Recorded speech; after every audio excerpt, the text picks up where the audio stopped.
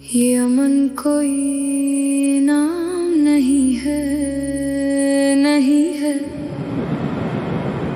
ये बारिश बे पैगाम नहीं है, नहीं है।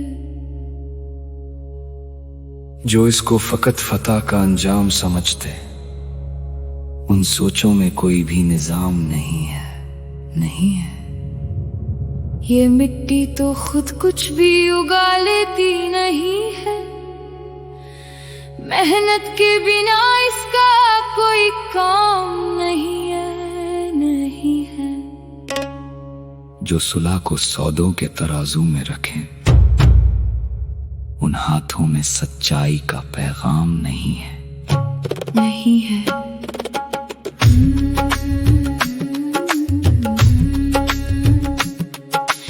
ये अमन तो ठहरा है फकत एक सहारा।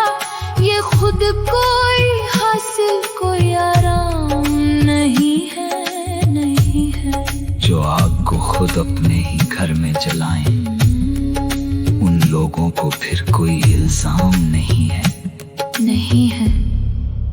ये जंग के साए तो हटा भी दे, मगर फिर बनाने का कोई भी इंतजाम नहीं है, नहीं है।